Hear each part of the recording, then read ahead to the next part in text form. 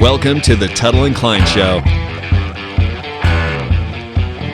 Oh, I'm sorry. There we go. Now I can. Oh, nice Okay. shirt. Oh, thanks. It was a shirt I golfed in, bought for golfing. When did you golf last? A couple of weeks ago with that banker. Oh, okay. But I just grab them now and just wear them whenever. I used to just wear them for golfing. Were you affected by the storms? I was not, man. Everybody's been calling me. My mom even called me. Yeah.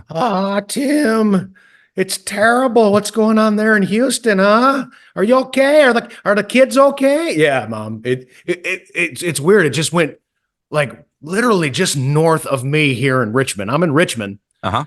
Halfway between West Park and 59 is where I am. And it just seemed like everything went just north of I-10. Yeah, I talked to Brian Anderson, who lives down in Clear Lake area, and he said, no, he goes, everything was north. So, I mean, Cypress got hit real hard. I know that. Smashed. Yeah. A lot of them are underwater. I did some driving over the weekend, and boy, man, that Brazos River, that thing is swelling. Was the Galleria hit? I know downtown was hit pretty hard. Yeah, downtown they were breaking windows out of the skyscrapers and all that stuff was happening. And there's some weird circumstances behind this storm. Such as there's some chirping going on that HAARP, who have the technology to actually create conditions, may have been doing some things with their lasers. Really? Oh yeah, Kev. Our scientists are if anybody tells you, well, they can't control the weather, that is an idiot. There's a guy that tracks this stuff, and he's been kind of harmless, and I forget what is Into Thin Air or something like that on Twitter. But he tracks all of this stuff, and he made a post predicting that something's going to happen Houston way before. Because they're doing the lasers and stuff like that, HAARP, who are supposed to be this innocent organization. We're just tracking weather and doing some experiments and stuff like that. But, that's what we thought DARPA was, too.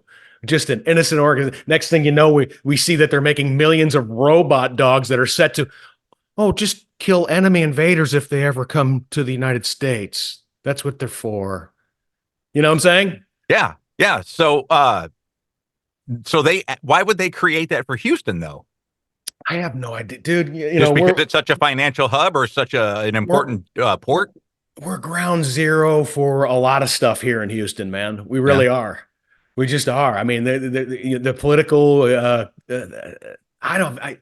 you think? What do you think about this?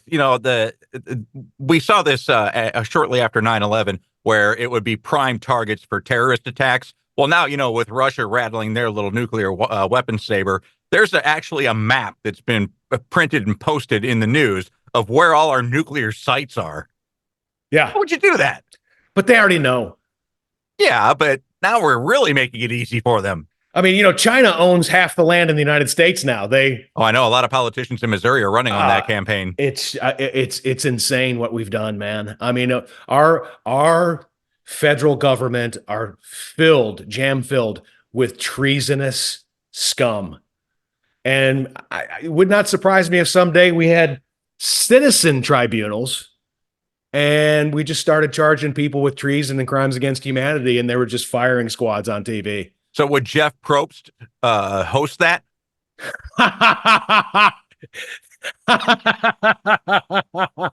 Job spoken. So-and-so from Connecticut, you are charged with, before we levy, do you have any final words? Job spoken. I was just following orders. Not going to work this time. That's funny, Cav. Thank you, sir. Thank you. So, Jeff Probst, he's been around a long time. I like Oh my him. God, I can't believe that show's still on. Survivor. Isn't that crazy? Yeah, you and I, you turned me onto that in 2000. Yeah. Like 23 years ago, 24 years ago or something like that. That's crazy, isn't it? Yeah. Yeah, it's almost like Simpsons-esque. Some of the people that hooked up early on in the show now have kids that'll be eligible for the show. Yeah, it's so true. Yeah. Hey, Kev, I don't know. Did you see the T-Mobile commercial with Aquaman, Jason Momoa? I need home internet from T-Mobile to fulfill my life. My life. Yeah, what's up? We have T-Mobile now. That shook me to the core, man. Really? I mean, I like him. And he's a tough guy, big dude, strong dude. He's got the scar and everything. He just looks like, alpha all over your fucking face guy. You know what I'm saying? I do know what you're saying. And then he sees that and I'm just like, why? I mean, not even like The Rock or De Niro, who have trouble saying no to anything, would ever agree to do that shit. I mean, that hurts to see that one. It just hurts to see it because I'm not a fan of the commercial. Oh man. I hate that one. And the other one I hate is the Jardians. Oh, I fucking hate that commercial. I hate that commercial. Kev, all of the poison pushing commercials, man. It's just so many of them. Just like, why, why? Yeah. Why does this have to be that way? Yeah. All that shit should just be between you and your doctor. I know. What are you having to advertise for? You know why you advertise is so you can make sure that you sway the coverage. Oh, okay. I thought it was because, if people know about it, they'll walk into their doctor and say, hey, I got this weight loss thing. I need some Ozempic. Whoever fucking does that? Nobody. I don't. The doctor says you have an issue and here are some options. Nobody goes in there and go, my God, outside of the projectile leprosy and the other issues and problems with it, I think this will be perfect for the condition I have. Nobody does that. Oh, I know. They buy advertising so they own the network. So the network can never report true facts. Oh, what doesn't Big Pharma own in this country? Oh, it's insane, dude. It's so funny. I think 3 out of every 5 commercials now are the poison pushing. It is. You're exactly right. Yeah. And you know what I find interesting about the healthcare industry, and I didn't come up with this on my own. I don't know if it was a comedian or something. The healthcare industry in America is the only industry where you don't know the price up front. Go to a restaurant, you know what you're paying for. Oh, Go to a car dealership, know what you're paying for. Go to the hospital, no fucking clue. It has become a criminal operation. We may need those citizen tribunals for them too. Travis spoken. Speaking of which, the medical industrial complex, Kev, I had an eye exam last week. Did you really? And I actually got nervous because I forgot to study. You laugh, but man, I mean, if you do bad on that, you end up with some Mr. Magoo Coke bottles. Yeah. And driver restrictions, all that kind of stuff. I get it. I don't need that shit in my life. And I just had this nervousness as I pulled in the parking lot. I'm getting out of the parking lot. Somebody's coming out and I'm asking for answers. I'm like, hey, what do we got? We got EF, ZZ. I mean, what? Yeah, top letter's always E, buddy. Yeah, top one's always E. We know that. It ended up being okay. I thought about that. I was pulling up and I was like, this could go very badly. It turned out okay. Did you do the mapping, or do you let them dilate your eye? They dilate my eye. Yeah. That used to be the way. But man, if you can do mapping, I know it costs a little bit more, but wow, it's cool what they can show you. I like to get the bargain, Kev. I'm like, hey man, these frames are a little expensive. You got a clearance bin? They do. Yeah, they do.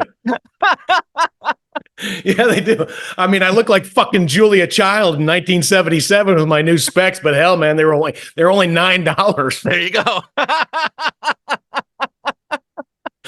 I'm not much for the fashion anymore, Kev. I just don't care.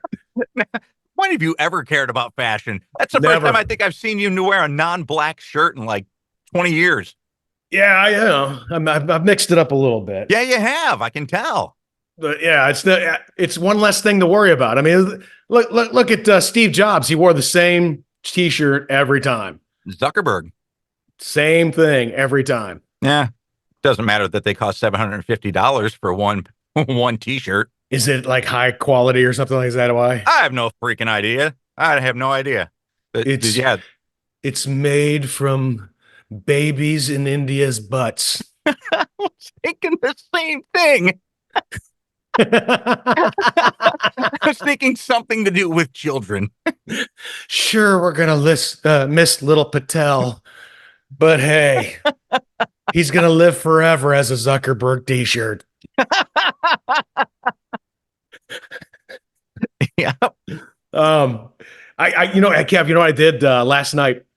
I watched Reality Bites. Remember that movie? Absolutely. Ethan Hawke, a great Jeanine Garofalo, great soundtrack. Winona Ryder. Yeah. And it was filmed in Houston. I didn't know that. Yeah, because we watched it. We didn't live in Houston. It was 1994 when we watched it. Uh-huh. But they Ben Stiller was the director of it, and he came to Houston, and Houston just gave them, access, like all these tax breaks and all that stuff, and because he needed it to be cheap. The studios weren't even going to shoot it until Winona Ryder signed up for it. But just watching them on the roof, and then the background, the skyline of Houston, and you can clearly see that they're in the Heights, walking in the Heights, and the houses in the Heights, and then Tranquility Park downtown. Uh-huh. I was like, God, man, that's so cool right there. Just like 30 years ago, what Houston looked like in the movie Reality Bites. It was kind of neat to see it.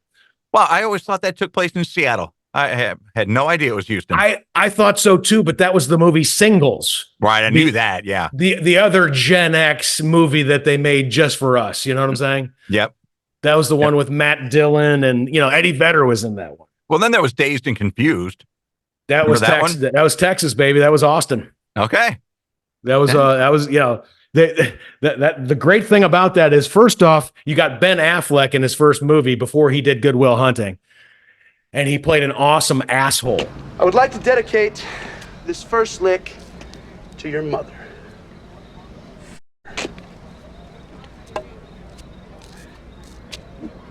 Oh, not yet. Oh, it's getting warmer. What the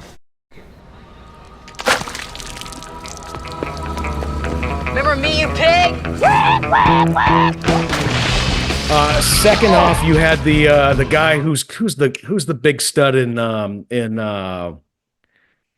what's his name, man? Rip. He plays Rip. Cole Hauser. Yeah, that was one of his first movies too. He was in that, and just all kind. But they brought from the UT campus this guy named Matthew McConaughey. Never heard of him. And he was so like magnetic that instead of just like a one-off line, and then he's just basically a glorified extra with a one-off line, they created an entire role for him. All right, all right, all right. That really led to his career. That was it. I think he did Texas Chainsaw Massacre, one of the Texas Chainsaw Massacre movies, like right before it or right after it or something like that. But when Dazed and Confused came out, he was like, everybody's got to get him. Wow. Yeah. And then he did that one movie with Sandra Bullock, the lawyer movie or something like that. And then that was it. He took off. All right, all right, all right. But he just that whole scene. Say, man, you got a joint? No, not on me, man. It'd be a lot cooler if you did. You've used that a lot in your radio career. Yeah. That was riffed. That was just him riffing. That's fantastic. Mm-hmm. Anyway, Reality Bites. I thought that's a nice little look at I've gotten into the history of Houston. I've gone down the rabbit holes a lot over the last month or so, and just like to see what things were and how they were and everything like that. And that was a nice little look. Oh, I bet you can't even recognize it 30 years ago with all the skyscrapers they've built. Kev, you can't even, when we first came here in 2005, there are places that I don't even recognize anymore. Uh-huh. It's just unbelievable. It's like I drive past places all the time that I used to drive past in 2005, 2006, 2007 that were goat fields, that were nothing. And now there's these unbelievable metropolises with all the shopping and 4-lane highways and everything like that. I was like, wow, man, this is crazy. Yeah, well, that's why they need to continue to do it, because the influx of migration. I'm not talking about immigrants. I'm talking about Californians, which I guess are immigrants. Yeah, yeah. They're supposed to come here and fuck our state up too. Well, I gotta leave there because it's become way too fascist and totalitarian and too heavy taxes, man. Oh, cool. Who are you gonna vote for? Oh, I always vote Democrat, man. Do you see the fucking problem, dude? I bang on Democrats a little bit, but I gotta give them credit. At least they're the open and honest ones. Okay. They're the ones that say, hey, man, we're totalitarian fascists. We believe in communism. We believe in you will be happy with your 3 loaves of bread a week, and we will be elites that'll do whatever the fuck we want. And that's it. We will control everything, what you say, what you do. At least they're open and honest about that. That's their thing. Almost like our buddy John Rogers. He freely admitted, I'll take all your money. We want to take all of your money and control you and tell you what you can and can't do. They're open and honest about that. And I like that about them. As the Republicans, they're like, small government, freedom, America, Constitution. And then because they're so bribed and blackmailed when they get into the position, they never vote that way. Those that to me, Republicans who betray what they run on are even more evil than Democrats who want totalitarian fascism. You're talking about like a wolf in a sheep's clothing there thing. Exactly. Uh-huh. And just another group of people that may have to face the citizen tribunals sometime in the future.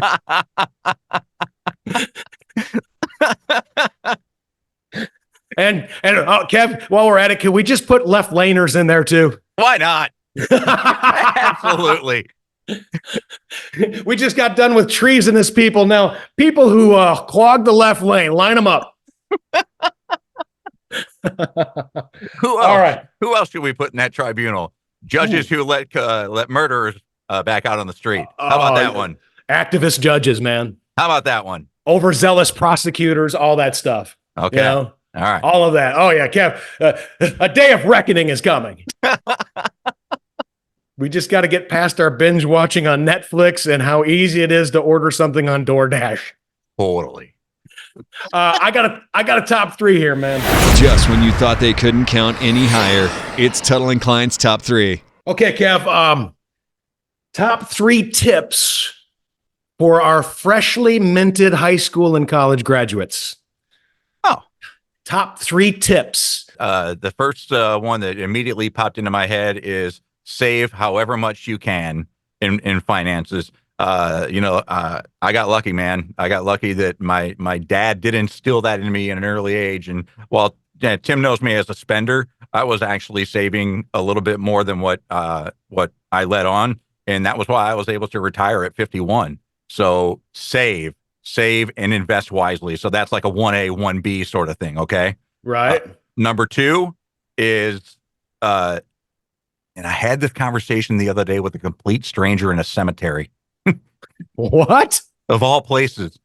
He was walking 3 German shepherds, and that's my favorite breed. And so I asked him, I was running, and I asked him if I could say hi, and he's like, well, yeah, they're somewhat friendly. So he came over and we started talking, and he's been married 45 years, and I'm going on 28 this year.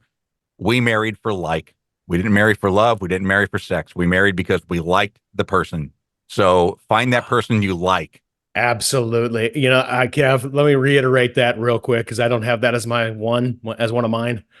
But man, the beauty is like shiny and funny and fun and neat, but A, it wears off, and B, it's not the most important thing. Yeah.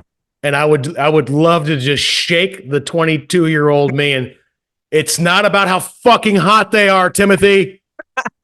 Find somebody that'll be loyal to you and have your back.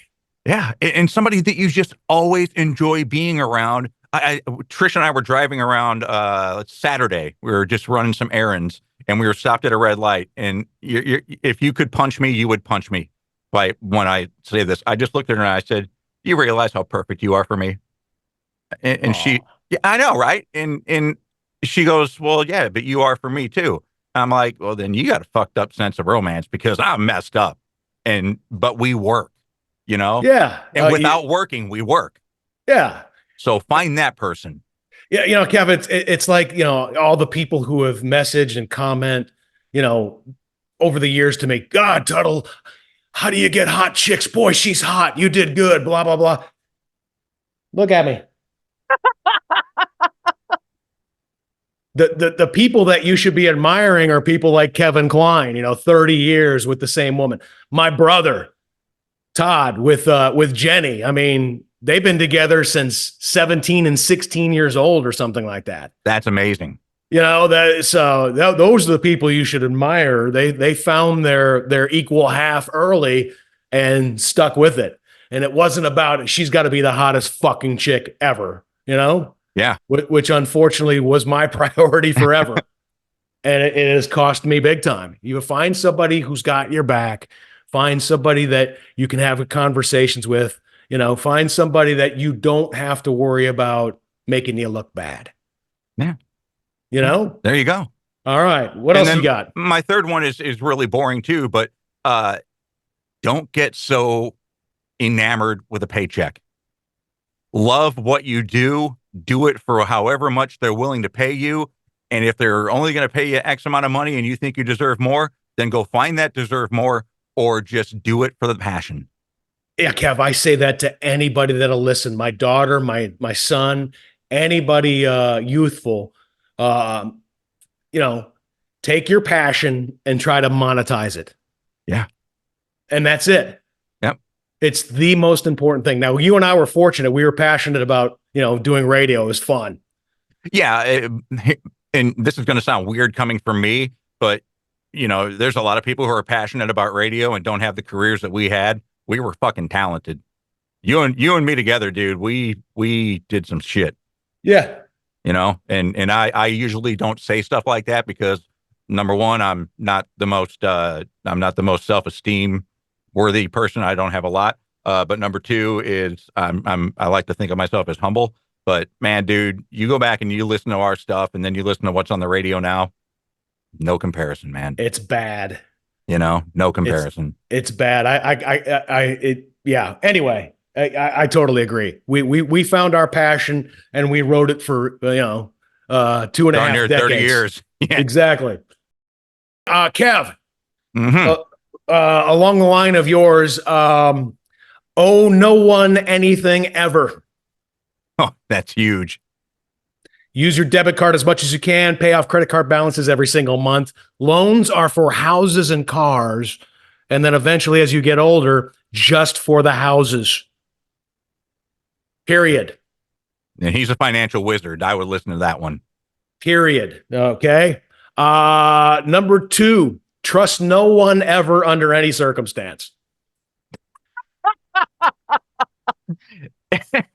If the people that you do choose to kind of let in don't fuck you over, it's just a bonus. But that go back to what we were saying earlier is find that person that's got your back. If you don't trust anybody, how can you let that person have your back? Always have an arm's length though. Oh, just an arm's length, just in case. I say that you're talking to a guy who I would say all but my dad, my brother Todd, and you, Kevin Kline, anybody that I've ever let in has fucked me over. Well, I'm sorry about that, bro. That's... Yeah. So just all I say is just be, you know, never let somebody have everything. You know what I'm saying? Never let them know everything. Never, always have a little bit of a guard up. Oh, okay. Yeah. I mean, even people like you and my brother who are happy with it, I mean, even have a little bit of a guard up because you just never know. Because you don't see it coming. Because you're all, you know, I trust this person's got my back, man. Those are the two biggest key words in my vocabulary and how I like to live my life, though, Tim, is trust and loyalty.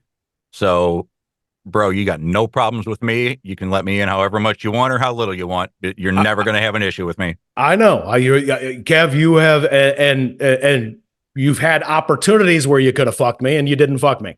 Well, what's the point? What's the point? We were friends, number one, and we were business partners, number two. It's just no reason. And number three, I'd beat the shit out of you. Well, that was always the helicopter was always a threat. The helicopter was always a threat. But dude, I'm just kidding, man. I know, but okay, so obviously you know how many people were coming to me when you and Erica first started dating, and it was common knowledge then that Tim and Erica are together. You have no idea how many people are coming to me going, so how long have you known? I'm like, known what? That Tim and Erica were together. I don't know that. Come on, you got to know. I'm like, I have no idea. We work together, and then after that, I don't see them. I don't know what's going on in their private lives. Well, they got to be talking about it in front of you. No, we don't talk about that stuff. I don't know what's going on with them. Well, they're dating. Good for them. I don't know. Did you really? It was that way, though. It was that way. Oh, Tim, that was yes. I mean, we were like together for a couple of years before anybody ever knew anything. Yeah. I mean, seriously, I was right across from you guys. And I mean, now that I know and I look back at it, and I'm like, oh, okay. When he picked her up and held her up against the door. Yeah, that might have been a sign, Kevin. Oh, yeah. You remember that, huh? Yeah, that might have been a sign, Kevin. And yeah, I would pick her up in the air and I'd hold her against the door and she would just squirm all. Yeah, or she would constantly punch you or slap you on the way out of the studio or something. Yeah, that might have been a sign. But to me, that's the way we worked. I honestly didn't know for the longest time. It's so funny. And then when it finally became public, people are like, see, I told you. I'm like, that's how little I pay attention. I'm all about the product. I'm not about their personal lives. Yeah. So, yeah. Well, Kev probably just didn't want to know. He was like, I don't want to know. Well, I don't care. I mean, I met Trish at work. What's that? You did? Yeah, exactly. Yeah, Trish and I work together. I mean, if you don't find somebody in your office because you spend so much time at your office, you spend so much time at the studio, I can see how that kind of shit happens. It happened with me. So, but dude, if you found happiness, dude, I was happy for you. My question though for you is, did you know it was over before I did? No. It seemed like everybody knew it was over before I did. No, I didn't even know it was over when it was over. I didn't. You guys. Oh, hey, we got a guest. Oh, he's here. Yeah, buddy. On the Appalachian Trail. The one and only Todd Tuttle. Had that conversation earlier. Former U.S. Army colonel, retired, now on the Appalachian Trail, warriorexpeditions.org. It's a great cause. He's with them. It's an opportunity for our combat veterans to get out, get their minds right, get some camaraderie, get everything going. And I've been following Todd on Facebook. I can't even believe some of the numbers that he has basically taken care of. Todd, can you hear me? Yeah, sure can. Can you guys hear me? Dude, you look great. You look awesome. Hey, thanks. You shaved. I did. Jenny visited me last week, came in to Damascus, Virginia on Wednesday or Thursday. And, I'll do anything for a conjugal visit. So she didn't like the beard, so I shaved. Oh, she did not like it. No. See, I thought it looked cool, man. I always thought that wisdom beard, you know what I'm saying? Yeah. But then again, I think you're just justifying yours. Exactly. I wonder how many women have gone, hey man, if you just shave that beard, dude. Yeah, right. All right. So Todd, tell us about the number. The numbers are staggering. You've been out since the 1st of April. The miles you've done, where you started, where you're at. Walk us through your journey so far. Sure. So started at Amacola Falls in Georgia, and then hiked up to the actual starting point, which was 9 miles, to get to Springer Mountain. That's the official southern terminus of the trail. And that was actually on March 26th with a group of 10 of us from Warrior Expeditions. Let's see. Since I talked to you guys, completed the Smoky Mountains, and that was 72 miles. That was a bit of a bear because it was really cold at some of the nights with some snow and ice. and very steep hills and everything. So I just rolled into Damascus last week, which is Damascus, Virginia. So I passed through 3 states already: Georgia, North Carolina, and Tennessee. And right now I'm currently at about the 547-mile mark. So in a couple miles, I'll hit the quarter waypoint. That's unbelievable. 548 miles in less than 2 months, a hike on the Appalachian Trail. How's it going with the other combat vets? Have you forged friendships for life? Does this stuff really help the minds and the hearts and the souls of our brave warriors who stood up for our nation? Oh yeah. There's no doubt that the what you get out of long-term exposure with nature, or what they call nature therapy. I could definitely tell a difference with me, and they say it really doesn't click until about 1,000-mile mark. But yeah, the other veterans are doing great. Since I, saw them at the start, almost 2 months ago. We cross paths all the time. I've been with one guy in particular. Papa Smurf is his trail name, and he is definitely coming along.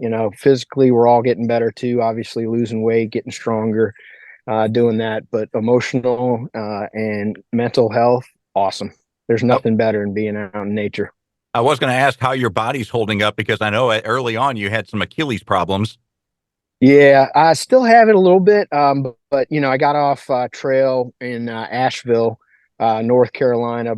Army buddy of mine picked me up and took me to the VA emergency room, and I got some shots and some steroid dose pack to give some relief on the heels.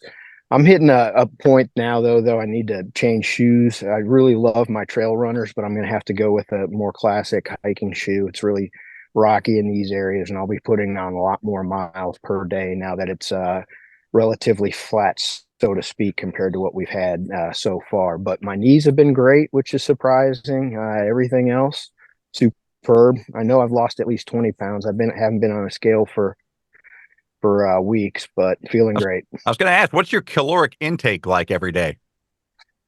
Definitely I was at huge calorie deficits, because according to my Garmin watch, I'm burning like 3,000 to 4,000 calories a day, but I can't carry that much in weight. Until now, I've kind of figured out what the formula is, so I'm kind of at equilibrium, and that's why I think my weight is kind of stabilized a bit. But at first, you're just eating the fat cells in your body to keep you going with the calorie deficit. We're talking to my brother who's on Warrior Expeditions, Appalachian Trail, 6-month hike for our combat veterans. It's a great organization. Go check it out. Kevin Klein has the website right here on the screen, and give whatever donation you can. I mean, they put their ass out on the line for you. Now you can put your ass out on the line a little bit for them. But Todd, I've been following you on Facebook, and they've been fascinating posts. Are you journaling? I mean, I'm seeing a book right here, man. That's a lot of people have said that, even my wife Jenny. But I've been doing audio journaling. When I think about it or want to keep record of something, talk about the day, processing the past and stuff like that. It's been therapeutic doing that. So yeah. Hey, Todd, describe a typical day. You wake up at what time? How many miles do you have a goal as a goal? Do you eat? When do you eat? How do you eat? How do you sleep? Are there support vehicles? Give me a typical day in the life of Todd Tuttle on Warrior Expeditions on Appalachian Trail. Yeah, sure.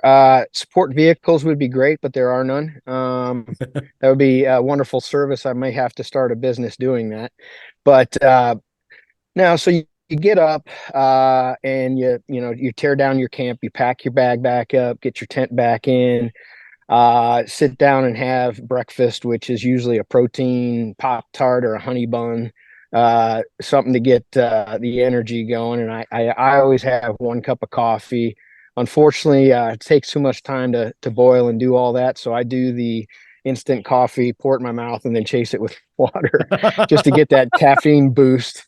But my phone's falling here. Sorry. But and then we gear up and we do the hike. So along the way, we'll do electrolytes in our water to keep those up, and then we'll snack along the way in the morning, stop for a longer lunch, which may consist of a tuna wrap, or if you happen to be in town the previous day, you might have a leftover burger or sub sandwich or something like that to treat yourself with. And like today, I have a pizza that I'll be having for lunch, leftovers from being in town last night. So, and then hike more miles. You get to camp, and that's where you're completely fatigued. That's usually when you stop.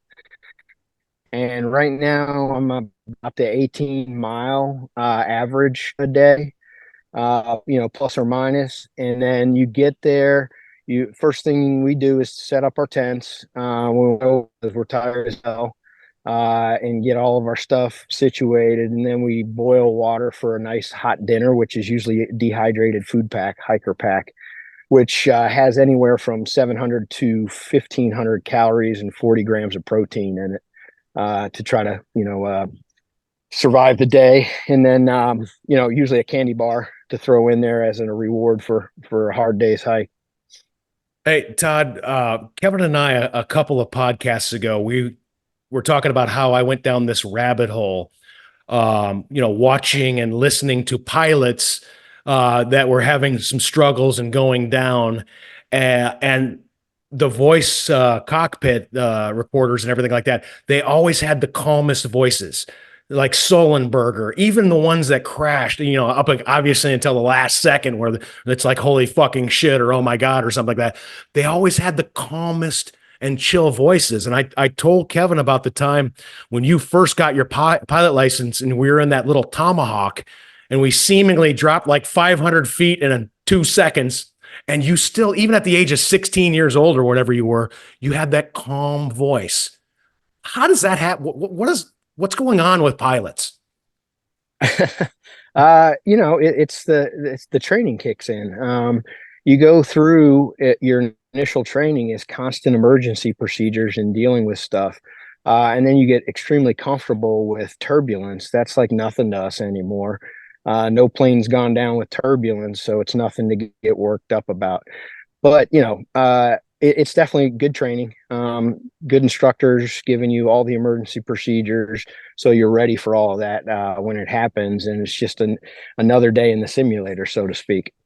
Yeah, it's just so crazy. I mean, there was one of them where there was a cargo fire or something like that. You can hear the passengers screaming and the flight attendants banging on the doors. And these guys are just like, Tower 1441 going through procedure, code lock, blah, blah, blah. And I'm just like, wow, who are these people?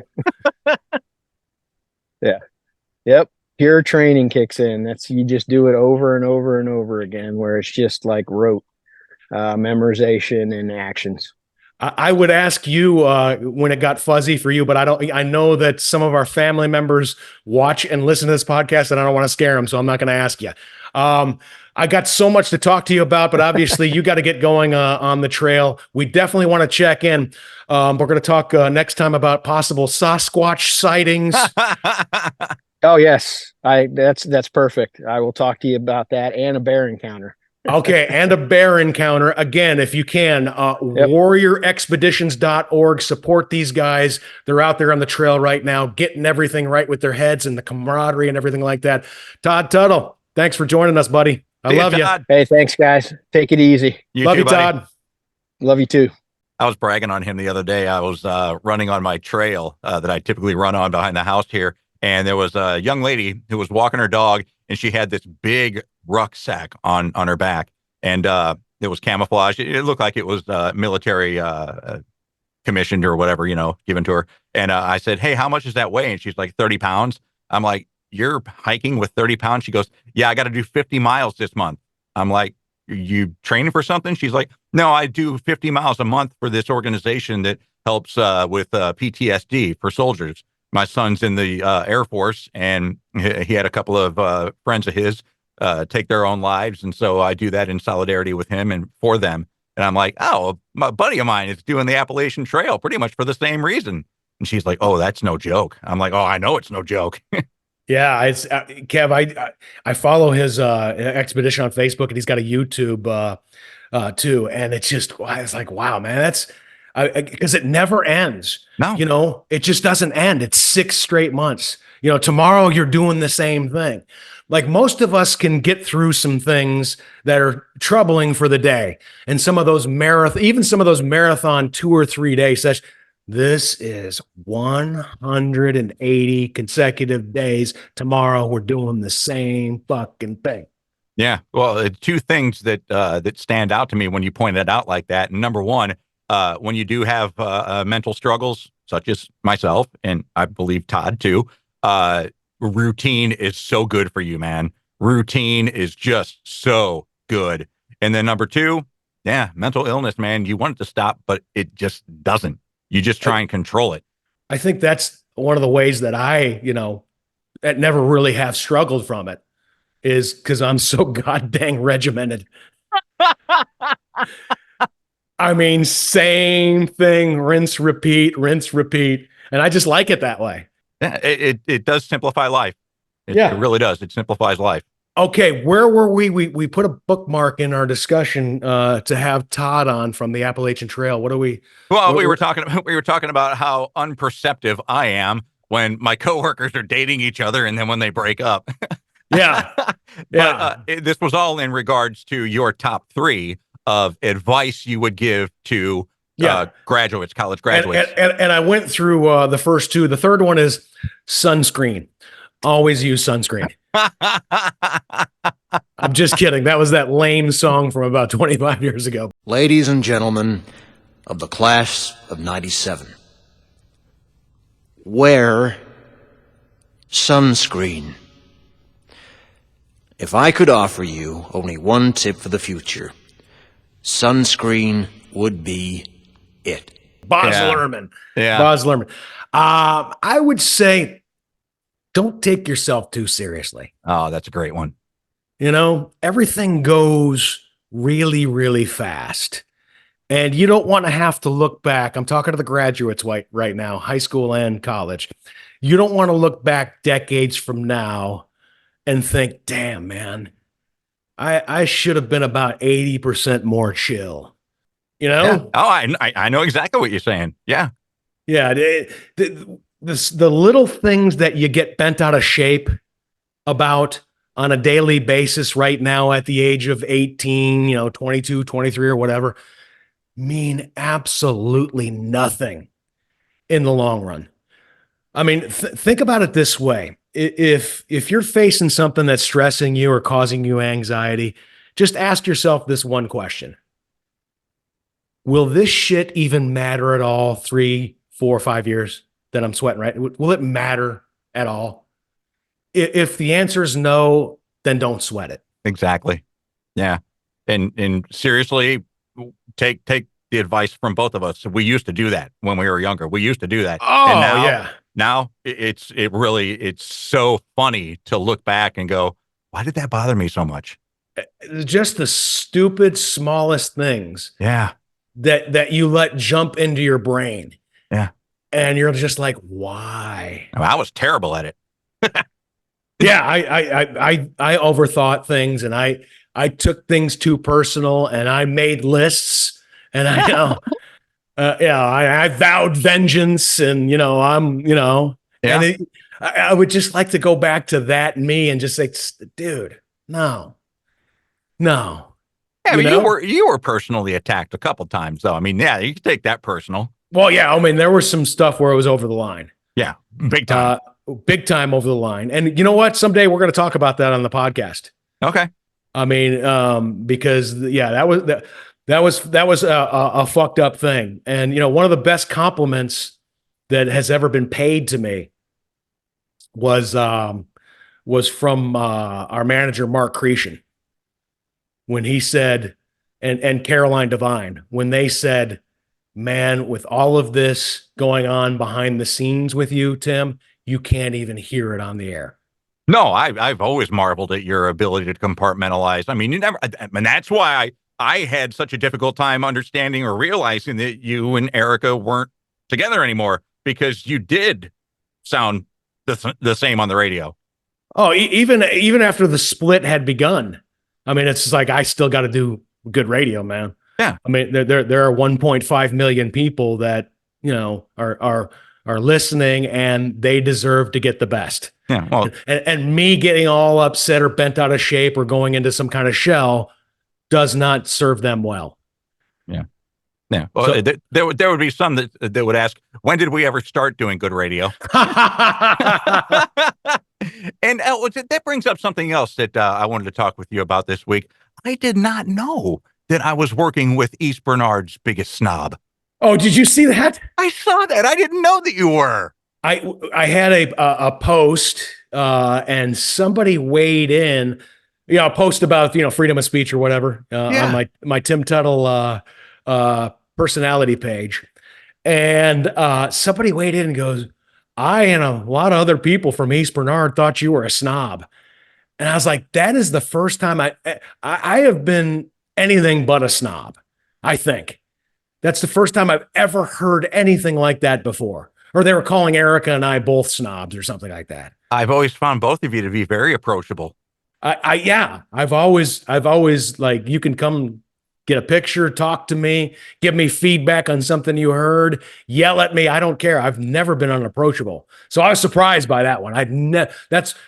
After close to 30 years, you think you hear and see, you've heard and seen everything.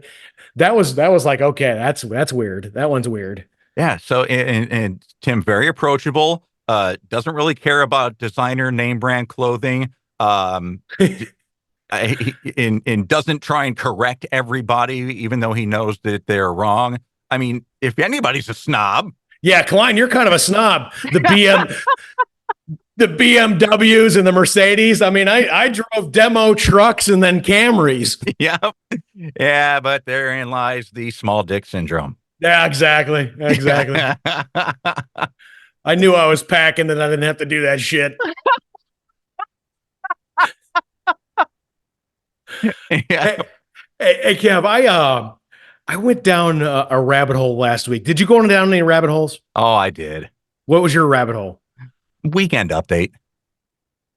So you were watching a bunch of Saturday Night Live weekend updates. I probably over the course of the weekend did 3 hours of weekend update. Wow. Yeah. And give me an assessment. I mean, to me, Dennis Miller and Norm Macdonald are the best of the best. I got to be honest with you, man. Che and Jost are right up there. Oh, no shit. Dude, this past weekend was merciless. So do you know that at the end of every season, which this was the end of season 49, so the next season will be 50.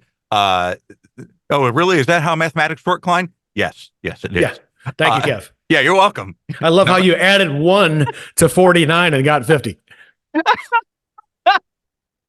But, fucking Einstein over here. I know, right? But they write each other's jokes. The last episode of the season. So Che writes the jokes for Jost, and Jost writes the jokes for Che, and neither of them see them until they're on set, until they're live. And this weekend was particularly brutal, and it was so funny. So funny. And it made me go back and watch the other ones that they've done like that. And then I watched some Norm, definitely with the OJ stuff. Oh, and it just Dennis Miller was just classic. Yeah, Dennis Miller was a legend. It's such a departure from those standout ones of what it started off with Chevy Chase 50 years ago, 49 years ago. His was schlocky and goofy, and it was campy and all that stuff. They started really getting incisive and really writing good jokes with Dennis Miller when he started. So that was my rabbit hole.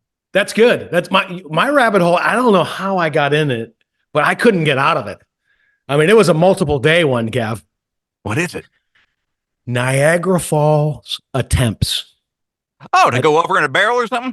In a barrel, Niagara Falls attempts. I looked at every single attempt, successful or not, killed or not, all that stuff. I mean, I was going through all of them. A colorful Niagara Falls, New York resident, Jean Lucier, would be the next to challenge Horseshoe Falls on July 4th, 1928, in his heavy 6-foot diameter rubber ball lined with 32 inflated inner tubes.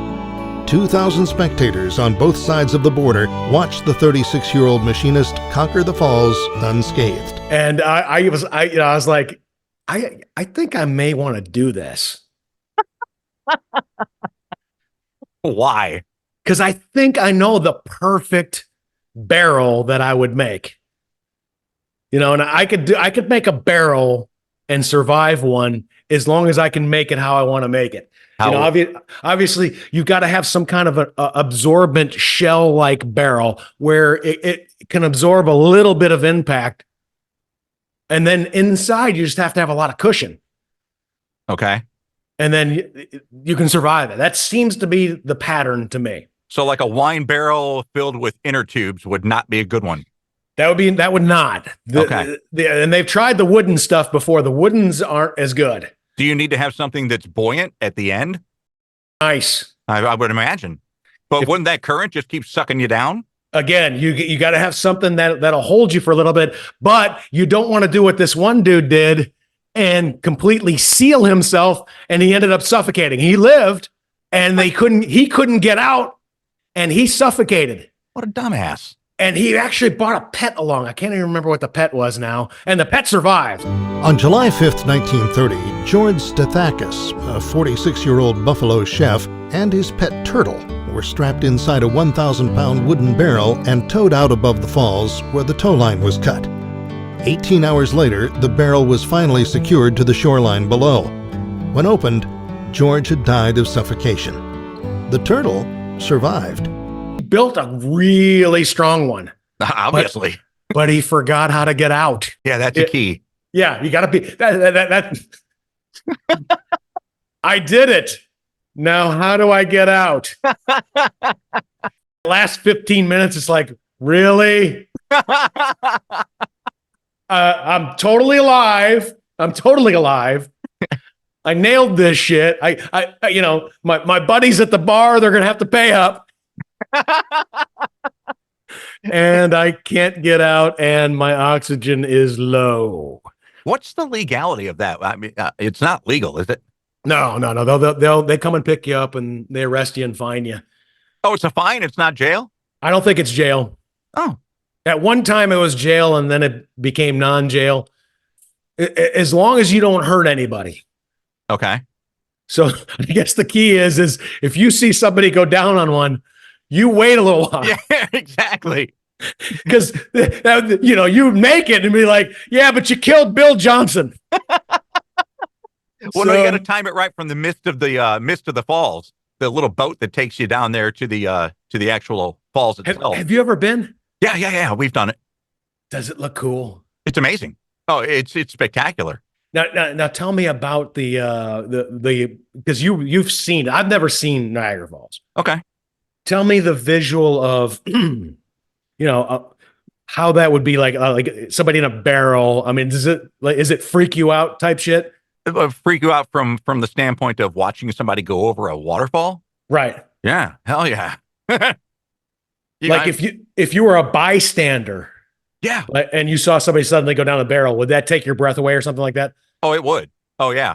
It definitely would. And you would be completely riveted to find out what was going on and how that would end. Hopefully not tragically, because that would ruin your vacation. But, it would be astonishing. Well, it didn't ruin the vacation like the one guy who went off of it on a jet ski. No. Have you ever seen or heard this? And it's all over the place, so it's being inserted right here. Just after 12 noon on October 1st, 1995, a quiet 39-year-old man from Camarillo, California, tried to jet ski over Horseshoe Falls. He told his friends that he was doing the trip to bring attention to the homeless in California. Soon after, his tattered, floating body, clad in a life preserver, was found below the falls. He got on a jet ski and said, "I'm going out with style." Wow. But yeah, imagine you're just somebody. Hey, it's our first time in Niagara Falls. I'm here with the family, the kids, and then all of a sudden you see the jet ski guy, and your 7-year-old is asking you questions for the next day and a half. Exactly. Questions that you will never have the answer for. Ever. Oh, if you go to the falls, look at it from both sides. You can be on the U.S. side, and then you walk a bridge, and you're in the Canadian side. And the Canadian side is the one that has all the casinos and stuff. But the view is very different, and it's a prettier view from Canada. Isn't that crazy that they get the casinos over there and we don't? Yeah, right across the fall, right across the river. We're supposed to be America, man. Why does the rest of the world get to play online poker and we can't in America? But in America, you can sports bet. Now, online poker, that's actually a skill. That's a skill. Sports betting is not a skill. Right. Okay. Like, I don't understand how they these fucking control freaks, man. Just choke them. Okay, so because you do play games, I don't. But yes, I'm sure there is a societal risk from gambling, but isn't it really your personal? It's more personal than it is going to affect me, right? Kev, there's a small societal risk in everything. It's the butterfly effect. Anything you can link that way. It's inexcusable for adults to tell other adults, "Oh, no. You can bet on the Bengals +3, but you cannot play Texas Hold'em." That is who are these people? Well, I mean, if they would change the name of the game, they might be able to get on with it. But I mean, come on, the rest of the nation hates Texas. Okay, is that it? Yeah, you call it Alaska Hold'em. Yeah, okay, they're harmless people. They don't want to secede. Exactly. Yeah, the last thing they want is they finally run off Texas and we do our own thing, and everybody's playing Hold'em still. Texas Hold'em. Good one. Okay, Kev, I see your point. Yeah, there you go. The other 49 are jelly. They definitely are. Yeah. Hey, I got to ask you something because you have some knowledge in it. Audrey just got back from a week in Costa Rica. How cool. And boy, it looks like a really cool place. And I know you were thinking of repatriating there in retirement. We put $10,000 down on a condominium. Okay, first off, what city? We were in Guanacaste. Guanacaste, yeah, obviously a coastal city. Yeah, well, excuse me. We flew into Liberia, which from Houston, you get on to Southwest and it's a 2-hour flight. Liberia is pretty much landlocked. It's right in the middle, and then a 45-minute drive to the coast. Now, and I've got a picture of it here, but the condominium that we put money down on was the penthouse condominium. We were on a hill in a mountain overlooking the ocean. It was amazing. And why did you back out of that? Because Trish got a mammogram that looked a little sketch. And so there was, she had to do follow-ups and stuff like that. And we were like, maybe it's just a sign. We're not supposed to be doing this right now. Yeah, because you trust the American doctors. You start getting into Costa Rica medical and you're like, Actually, Costa Rica medical's not too bad, really. You know, you would be surprised at how many Costa Rica doctors educated in America. There's a shit ton of doctors all over the world that educate in America and go back to their native country. But the funny thing about the condominium that we were putting money down on, so they didn't tell us the names, but it was built by an NBA player, okay? And he had it built for his wife, and she came down and saw it, and he's like, "What do you think?" And she's like, "I hate it. We're never going to spend time here. Sell it." So he sells it to Wesley Snipes. So Wesley Snipes owned it, and then he had his IRS issues. So he was forced to give up property. He gave that one up, and it was on the market. It was a steal, dude. It was an absolute steal. Do you ever have regrets that you pulled out? Minimal. And I say this because it was we put $10,000 on it. We got $8,000 back when we pulled out. The guy was very cool about it. But it was only $199,000. Okay, for a penthouse that overlooks the ocean in the mountains. Right. And now, now that thing's $350. So everybody's repatriating there. Is that what you're saying? Oh, dude, in that area, yeah. Well, in that area, they built a what's the highest rank hotel you can find? It's Judy Lakin's been there. They did a CMG did a retreat there, a salesman retreat, and it's like a St. Regis. It's higher than a Westin, that kind of stuff. Yeah, Right. I can't remember the name of it, but yeah, Right. no, it's so beautiful. I'm asking because I'm thinking of possibly definitely by the time Timmy graduates high school, 10 years, Mhm. but it maybe even before that of living abroad. Yeah, no, we're still thinking about it. Yeah, we think about it all the time. Oh, okay. So if you go to Costa Rica, I will not. Costa Rica is still in play for us, but there's some places over in Europe that we want to look at. The number one place to live abroad is Portugal. Is it? Why is it? Cheap, great climate, incredible medical system, and just proximity. You're in Europe, so you can get to any other country by train or whatever. But yeah, and there's so much diversity there as far as where you could live. You could live in the country, you could live on the beach, that kind of stuff.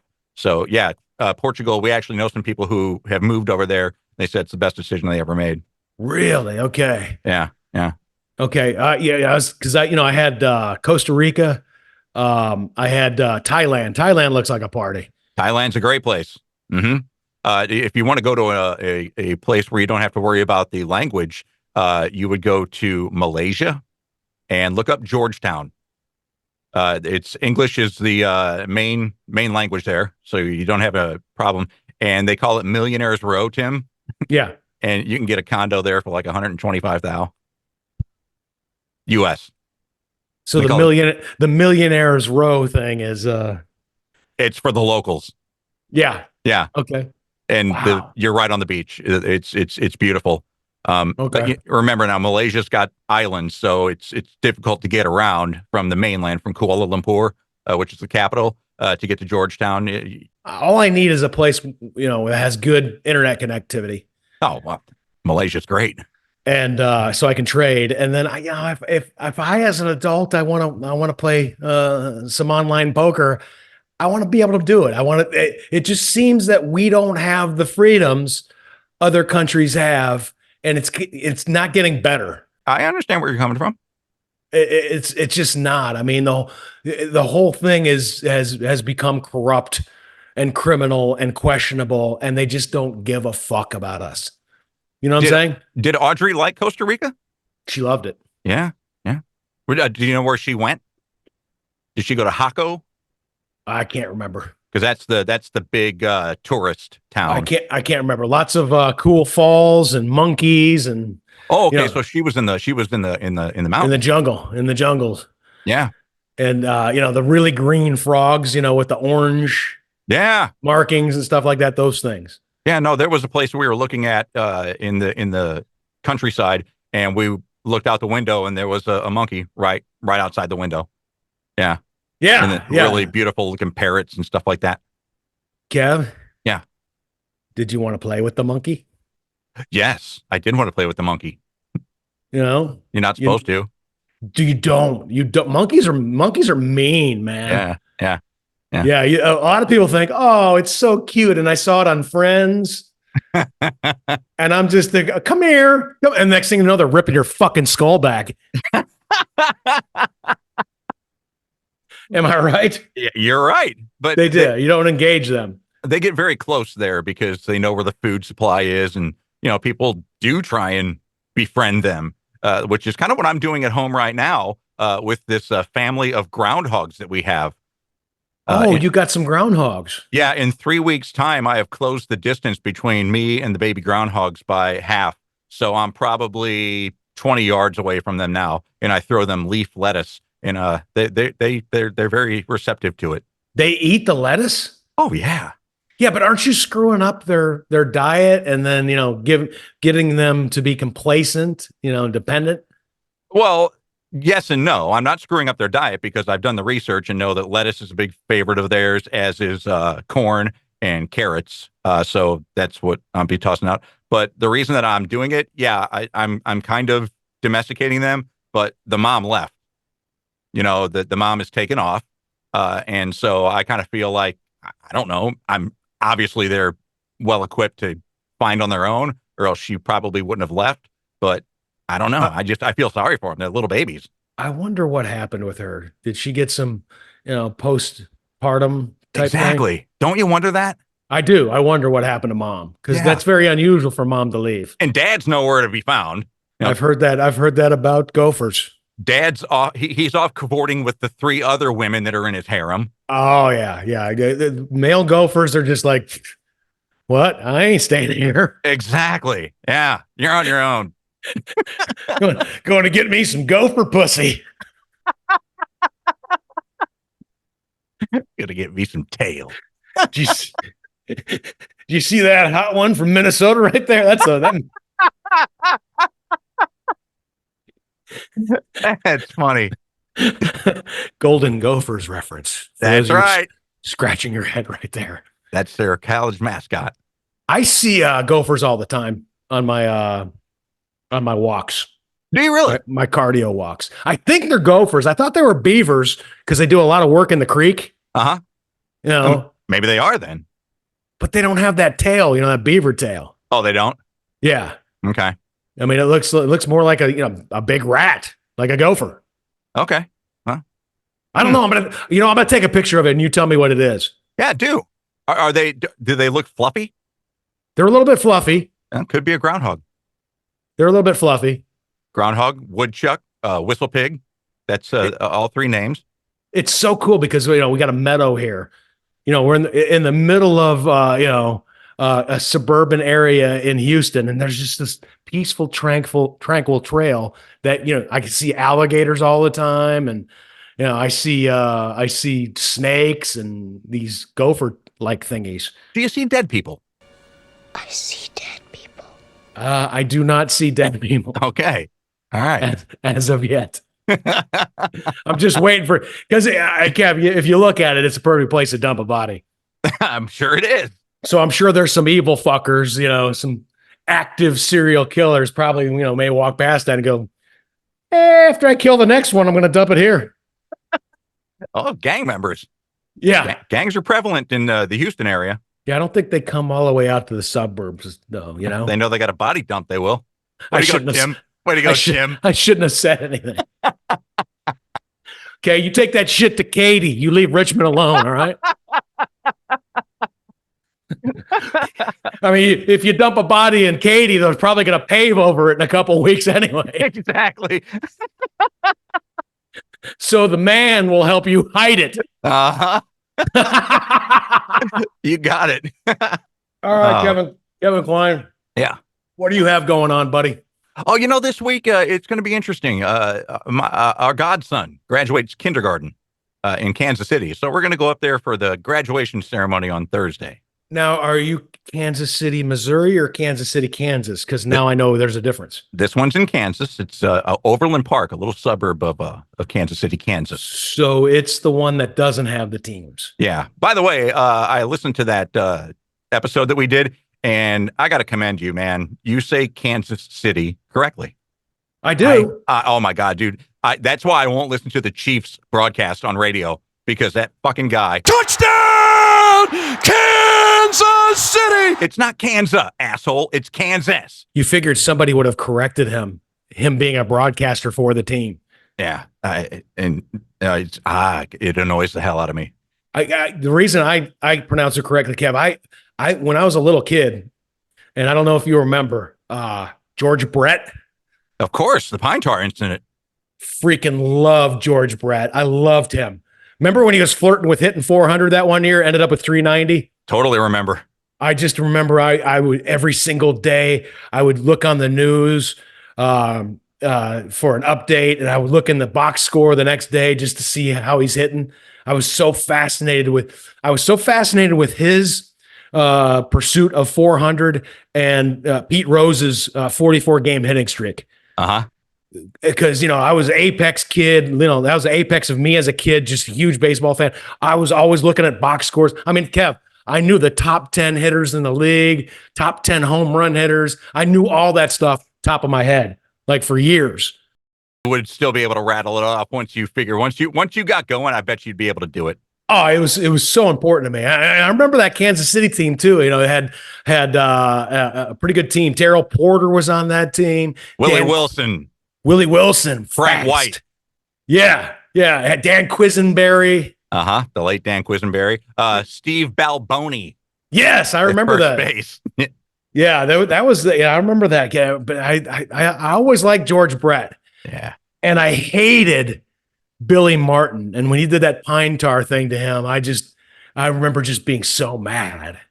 Yeah, I was like, I hate you, Billy Martin. You know. It was probably the most animated. Well, it was the most animated you ever saw George Brett get in his career. Oh my God! I thought he was going to beat the shit out of the umpire.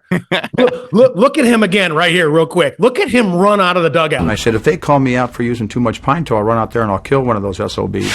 And as soon as I said SOBs, Tim McLevel, the umpire, who stands 6'6" and weighs 250, is they looking might for be me in the going to call dugout. George Brett out. You're out. Well, he's out. Yes, Brett is out. Look at this. Brett is out. And steaming mad. He is out.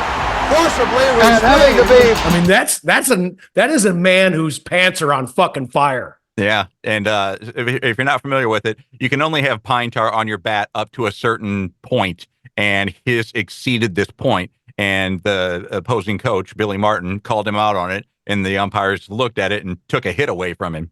Didn't it exceed it because it jammed him? A pitch jammed him, and just some of the pine tar went a little bit north. That could very well be how they figured it out. I don't know, but I mean, it is so freaking petty. Yeah, it was very chintzy. Did that ruling stay? It stayed. Yeah, they took a hit away from him. They took a home run away from him. Yeah. Oh yeah. Yeah, I remember that. That one just pissed me off, man. Mm-hmm. Yeah, that was bad. I loved the Kansas City Royals when I was a kid, Kev. And you of course remember the hitting streaks. You know, Pete Rose. Oh, totally remember it. I even remember, I was in college at the time, but, Paul Molitor was in the 30s. Molitor had a great one. I think Rod Carew had a really strong one, too. Don Mattingly had a really strong one. I love it when, they start covering streaks. Somebody gets to usually about like 25 or something like that. And then it starts becoming, we're going to check in on the broadcast at that ballpark. So-and-so's at 27 games. I love that. I still do. Oh, same here. Yeah. 25 is about the mark where they start paying attention. Because I mean, that to me is fascinating. The idea that DiMaggio did it for 56 games in a row. I know. Yep. That'll never be touched. Not the way that they have specialized pitching now. I can't imagine that will ever be approached again. No, because a lot of his were like late innings when the pitcher was tired. Yeah, pitchers went full games then. And I mean, don't take anything away from Joe DiMaggio. That was amazing stuff. But yeah, I don't think you're ever going to see it because of the specialty pitching now. I remember I thought Ichiro, if anybody's going to do it, it's Ichiro. If he doesn't do it, then it'll never, ever be done. It was done in college. Robin Ventura had a 62-game streak. But again, aluminum bats. I mean, 62 games is 62 games. Yeah, Robin Ventura's a dick. Isn't he the guy that charged Nolan Ryan? Yes, he is. Here's Ventura, RBI single in the first. Watch out. Look at this.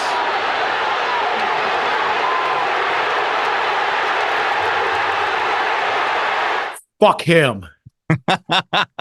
And Kev, how do you charge the mound on one of the greatest legend pitchers in history? A guy who I think he wasn't Nolan Ryan 40 or something at the time, 42 or something like that? Yes, he was up there. It was the latter part of his career. He was playing for the Rangers. Yeah. Uh-huh. Yeah. How do you charge the mound on Nolan Ryan? If he hits you, you should have him sign the bruise. It'd be like, you know what I'm saying? Nolan, I know that one got away from you. Can you do me a favor and, put best wishes, Timmy? from Nolan Ryan, The Express. I would have him sign the fucking Bruce. I don't think he likes talking about that or signing any pictures that deal with that anymore. He beat the shit out of him though. That was great. Yeah, he did. Yeah, he got him in the hold and just started pounding. I love that. I can't remember if Ventura was a rookie that year. Or if he was fresh in the league. Just dumb. Why would you do that? Yeah, I don't know. I mean, Kev, there's just certain people where you take it. You take it. You wouldn't want to charge the mound on Clemens. No, why would you do that? Clemens is a scary man. We've been, I've been next to him, and he's a big dude. Kev, I'm a big dude. But he looks like he shits bigger than me. I mean, he's just one of those guys. There's two guys that I've been next to and hung out for good periods of time. Clemens and JJ Watt. Mm-hmm. They're just big, scary dudes. Yeah. And I'm 6'2", and I'm built pretty good. They would just swallow me up. Don't you get the I never hung out with JJ, but you and I had the opportunity to get to actually kind of befriend Roger Clemens. Don't you just get the impression that Roger just was, he was a brute. He was a bully on the field. And JJ, I kind of got, he's kind of just a nicer guy. He's talented, but he's not gonna challenge you to a fight. Roger would. I mean, Jesus, if Piazza was standing in front of him right now. Yeah, you don't want to mess with Roger Clemens. No, you don't. You do not. Yeah. No, he's extraordinarily competitive. That's it. Yeah. Let's put it that way. I mean, he does, and he can't shut it off on the field. Behind the scenes, he's the nicest guy, very unassuming. Very funny. A very funny guy, and and he doesn't assume. He's, hey, I'm Roger. Yeah. It's like, yeah, we know you're the GOAT, man. We get it. But he doesn't come across like that. He's just like, hey, I'm Roger. Good to meet you. Mm-hmm. Yeah. And I love Clemens. He's great. Yeah, he was super cool. Super cool. Hey, Kev, let me ask you this. Because I got into this discussion. Another planet has been watching for centuries us, play baseball, a century and a half or whatever we've been playing baseball, and became enamored with our America's pastime. And we saw some ships land in Washington, D.C., and they just basically came out of there and said, hey, look, we love this baseball thing. We could use your resources. We probably have the technology to wipe you guys out completely forever, but we like the game of baseball, so we're going to give you a chance. We got a power hitter here. His name is bleep blop bleep blop bloop blop. If you can have one of your pitchers strike him out, we will leave planet Earth alone. We'll turn around, we'll go and take off, and we'll go find another planet and mine their resources. Here's the thing. You can choose any pitcher from any era in history to pitch against bleep, blop, bleep, bloop, blah, blah, blah, that you want. We have the technology to, go back in time and get that person. Do you not have Roger Clemens, about 27, 28 years old, taking the mound? He's one of my top three in that. He'd be you absolutely, now forget about it. Not just getting him out. Mm-hmm. You can't walk him, and you got to strike him out. He's got to be struck out. Randy Johnson? Yes. Randy Johnson. Really? Yep. First name that came to mind. If you absolutely positively have to strike out this alien motherfucker who can hit home runs easily in order to save the planet, you go get Randy Johnson, 1995, 1999. When do you have him? I get him in his Seattle days. Okay. Yeah. Not that his Astros or Diamondback days were anything to sneeze at, but yeah, I'm going Seattle Mariner days. What was that year? I think it was 93 or something like that, 94, when he scared John Kruk at the All-Star game out of the batter's box. Oh my God, dude, that was so funny. When literally you have a Major League Baseball pitcher who is so scary that an all-star from the other league does not want to get in the batter's box because he's afraid of him. Well, going in, Randy Johnson knew that. He knew that because Kruk was talking about it all week long. And so the very first pitch, Johnson uncorks it way behind his head.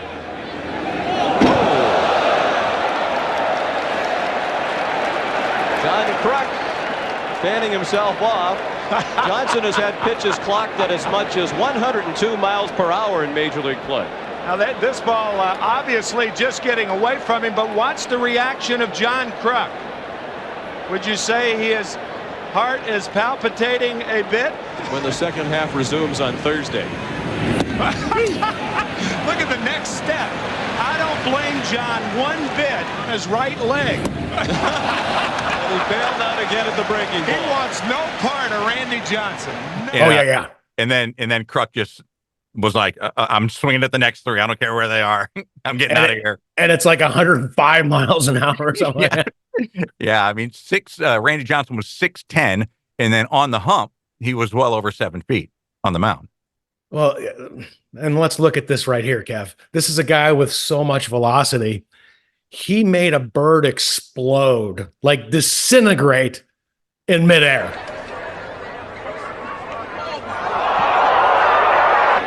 Yeah. Disintegrate. The timing of that was just unbelievable. Just think of how many baseball games that there have been, how many pitches have been thrown, and that's the only time that has ever happened, ever. Just think, and that poor bird, it has to be Randy Johnson. Right. It can't be like Wakefield or another of the knuckleballers where, hey, man, it stings a little bit, but I'm going to walk this off. Yeah. Yep. I'm going to be able to walk this off. It's got to be Randy Johnson where it's like, okay, it's over. Oh, hell, it could have been Rick Ankiel, who could never throw a strike for the Cardinals. Exactly. He became a hitter because he couldn't pitch strikes. Yeah. Okay. All right, Kev. I'm sorry. I went on a tangent there, but I just wanted your thoughts and feelings about that. I got into a discussion about that when I was drinking some beers with a friend of mine. Must have been some pretty potent beers to be talking about power hitting aliens. I made that up out of nowhere. That was great. If you absolutely positively have to strike out a power hitting alien to save Earth, who would you get on the mound? Yeah. Randy Johnson's good. I had Clemens. I mean, 1A, 1B, that's fine. Yeah, no problem. What about like a player today? Cole? Player today? Garrett Cole? Yeah, I mean, I don't know. Verlander. Why not Justin Verlander? I mean, he's a little older. 3 years ago, I would go Verlander. Okay, not anymore. I don't know, man. I think that bleep blop bloop blop blop is going yard. Okay, all right. I saw in 22 Verlander in the playoffs got a little sketch, and he's been having some injury problems. I will not go Verlander. Okay, not Verlander now. I mean, I go Valdez before I go Verlander. I was thinking about Framber. Framber's good. Mm-hmm. Yeah, not bad. I would probably and what is it? Scherzer and he's hurt. Right. So, I mean, it kind of gets down. I don't know, man. I got to go Cole.